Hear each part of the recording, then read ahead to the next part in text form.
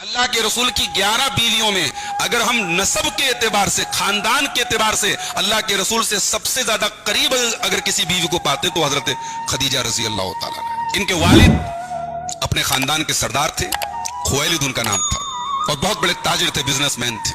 اس بڑے خاندان میں، عزت دار گھرانے میں حضرت خدیجہ پیدا ہوئی۔ رسول اکرم سے 15 سال بڑی تھی، 15 سال پہلے پیدا ہوئی اللہ کے رسول کے، لیکن اتنی پاک دامن تھی، اتنا بہترین ان کا اخلاق تھا، کیریکٹر تھا کہ دور جاہلیت میں بھی حضرت خدیجہ کو طاہرہ کہا جاتا تھا۔ طاہرہ کا مطلب سمجھتے ہیں؟ پاک دامن، پاک صاف۔ اس دور میں، جس دور میں پاک دامنی کی مثال بڑی کم ملتی تھی، اس دور میں بھی خدیجہ طاہرہ کے نام سے جانی جاتی تھی۔ اللہ کے رسول سے نکاح کے پہلے حضرت خدیجہ کے 2 نکاح ہو چکے تھے۔ پہلا نکاح ان کا ہوا تھا ہند بن نباش تمیمی سے، انتقال ہو گیا، بیوہ ہو گئی۔ دوسرا نکاح ان کا ہوا عتیق بن عائد مخزومی سے، ان کا بھی انتقال ہو گیا، پھر بیوہ ہو گئی۔ مائکے میں بیٹھ گئی، باپ بہت بڑا بزنس مین تھا، باپ تاجر تھا، باپ کا انتقال ہو گیا۔ جنگ فجار میں ان کے والد کا انتقال ہو گیا۔ حضرت خدیجہ نے اپنے والد کی تجارت کو سنبھالا، بیٹا کوئی نہیں بچا تھا، بھائی لوگ ان کے سب انتقال کر گئے تھے۔ باپ کا کاروبار بیٹی نے سنبھالا اور بہترین طریقے سے سنبھالا۔ اس زمانے میں حضرت خدیجہ کا مال تجارت ودیشوں میں جاتا تھا، ایکسپورٹ کا کام کرتی تھی۔ انہوں نے باقاعدہ اپنے آدمی طے کیے تھے کمیشن پر۔ شریعت میں تجارت کا ایک طریقہ یہ بھی ہے، مال ہمارا ہے، محنت آپ کرے، پرسنٹیج طے کر لیا جائے، اس کو مزاربت کہتے ہیں۔ حضرت خدیجہ نے مزاربت پر، اس سسٹم پر خوب پیسہ کمایا، اور مکے کی یعنی مالدار ترین خاتون میں ان کا شمار ہونے لگا۔ عزت دار بھی ہیں، بڑے خاندان کی بھی ہیں، بیوہ ہیں، بڑے اچھے اچھے رشتے آئے۔ ابو لہب نے رشتہ بھیجا، ابو لہب سردار تھا بنو ہاشم کا، اللہ کے رسول کا چچا ہے ابو لہب۔ اور بھی لوگوں کے رشتے آئے، خدیجہ نے رشتے ٹھکرا دیے، میں شادی نہیں کروں گی۔ اور اسی دوران اللہ کے رسول صلی اللہ علیہ وسلم اب اپنی عمر کی 20 سال گزار چکے ہیں، اب اللہ کے رسول جوانی کی سرحدوں میں پہنچ چکے ہیں۔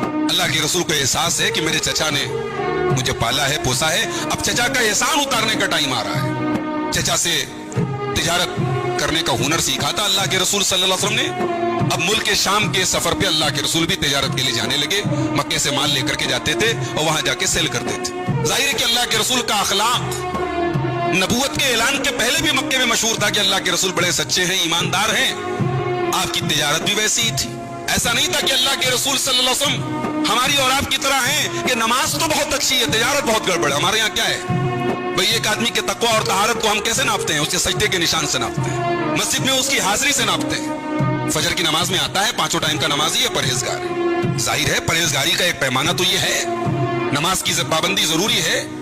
کوئی اللہ کا بندہ رات میں تہجد پڑھتا ہے، یقیناً یہ اس کے نیک ہونے کی علامت ہے، مگر میرے بھائی یہ تقوی ادھورا ہے، یہ تقوی ناقص ہے اگر اس کا لین دین گڑبڑ ہے۔ اس کے سجدے کے نشان اللہ کے کام نہیں آئیں گے اگر اس کے معاملات گڑبڑ ہیں۔ اللہ کے رسول کا معاملہ ایسا نہیں تھا۔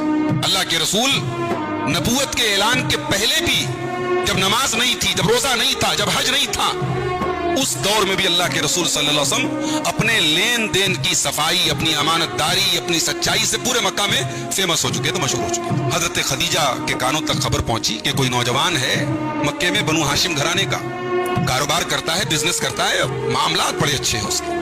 حضرت خدیجہ نے پیغام بھجوایا اللہ کے رسول کے پاس، سنا ہے کہ آپ تجارت کرتے ہیں، ہمارا بھی کچھ مال آپ لے کے جائیں، میں جو منافع اور لوگوں کو دیتی ہوں اس سے زیادہ آپ کو منافع دوں گی۔ اللہ کے رسول صلی اللہ علیہ وسلم نے اپنے چچا ابو طالب سے مشورہ کیا۔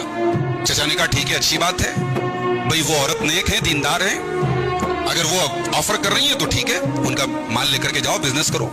حضرت خدیجہ نے بزنس کے لیے مال دے دیا، ایگریمنٹ کر لیا، اور اپنے غلام میسرہ کو اللہ کے رسول کے ساتھ لگا دیا، اور میسرہ سے چپکے سے کہا کہ واپس آ کر کے مجھے رپورٹ دینا کہ اس انسان کا کیریکٹر ہے کیسا۔ بھئی سنا تو میں نے بہت کچھ ہے، لیکن تم صحیح رپورٹ لاؤ گے کہ کیا ہے۔ بھئی لوگ کہتے ہیں نا، کسی انسان کو جانچنا ہو تو سفر کر لو اس کے ساتھ، کسی انسان کو پرکھنا ہو تو کاروبار کر لو اس کے ساتھ۔ یہاں کاروبار بھی ہو رہا ہے، سفر بھی ہو رہا ہے۔ اللہ کے رسول صلی اللہ علیہ وسلم حضرت خدیجہ کا مال لے کر کے گئے، اور بھئی جب نیت سچی ہو، کہتے ہیں نیت اچھی ہو تو اللہ برکت دیتا ہے۔ حضرت خدیجہ کے مال میں اللہ کے رسول نے پچھلے لوگ جو جا کر کے حضرت خدیجہ کا مال بیچتے تھے اس کے مقابلے میں ڈبل منافع کمایا اللہ کے رسول صلی اللہ علیہ وسلم، اور آ کر کے آنا پائی پوری حضرت خدیجہ کو پیش کر دی۔ یہ مال تھا، یہ حساب ہے۔ حضرت خدیجہ کا غلام جو میسرہ اس سفر میں گیا تھا، اس نے آ کر کے رپورٹ دی کہ یہ تو یعنی بہت ہی نیک آدمی ہے, بڑے ایماندار ہیں, بڑے شریف ہیں, نہ ان کی نظر میں گندگی ہے, نہ اخلاق میں گندگی ہے, نہ اونچی آواز میں بات کرتے ہیں. کہا کہ میں نے تو کبھی کبھی دیکھا کہ صحرا میں دھوپ نکلی ہوئی ہے لیکن ان کے اوپر دھوپ نہیں پڑ رہی ہے, ان کے اوپر سایہ پڑ رہا ہے. میں نے یہ منظر بھی دیکھا ان کے ساتھ. حضرت خدیجہ بہت متاثر ہو گئی اور حضرت خدیجہ رضی اللہ تعالیٰ عنہ کے دل میں یہ خیال آیا کہ یہ ایک بہترین لائف پارٹنر بن سکتے ہیں, شریک حیات بن سکتے ہیں. اپنی سہیلی حضرت نفیسہ رضی اللہ تعالیٰ عنہ کے ذریعے انہوں نے اللہ کے رسول کو پیغام بھیجا کہ میں آپ سے نکاح کرنا چاہتا ہوں. اللہ کے رسول صلی اللہ علیہ وسلم نے اپنے چچا ابو طالب سے مشورہ کیا. ابو طالب نے کہا ٹھیک ہے, اچھی بات ہے. ایک بات یہاں یاد رہے, ہمارے یہاں لڑکا لڑکی کی جب شادی ہوتی ہے تو عمر بہت بڑا فیکٹر مانی جاتی ہے. عام طور سے لڑکے کی عمر لڑکی سے زیادہ ہی ہونی چاہیے, یہ ہمارے یہاں اصول ہے. لڑکی کی عمر زیادہ نہیں ہونی چاہیے. عرب میں ایسا نہیں تھا. میں کئی مثالیں ایسی بتا سکتا ہوں کہ لڑکے کی عمر کم ہے لڑکی کی زیادہ ہے, یا لڑکی کی بہت کم ہے لڑکے کی بہت زیادہ ہے. ایسی بھی مثالیں ہمارے یہاں. جس کو عیب مانا جاتا ہے اس سوسائٹی میں وہ عیب نہیں تھا. عمر کا ڈیفرنس بہت معنی نہیں رکھتا تھا. بھائی حضرت علی رضی اللہ تعالیٰ عنہ کی بیٹی سے حضرت عمر نے شادی کی. تاریخ کی صحیح روایت ہے نا. حضرت علی کی بیٹی ام کلثوم بنت علی, ان سے شادی کس نے کی؟ حضرت عمر فاروق نے کی. اب ظاہر ہے کہ حضرت عمر فاروق کی عمر میں اور ام کلثوم کی عمر میں فرق تو رہا ہوگا. اور رشتے کے اعتبار سے دیکھو تو حضرت ام کلثوم کون ہے؟ علی کی بیٹی ہے, اللہ کے رسول کی نواسی ہیں. کوئی ہماری سوسائٹی میں سمدھی کی نواسی مانی جائیں گی, سمدھی کی نواسی سے کون شادی کرے گا بھائی؟ اس سوسائٹی میں عیب نہیں تھا.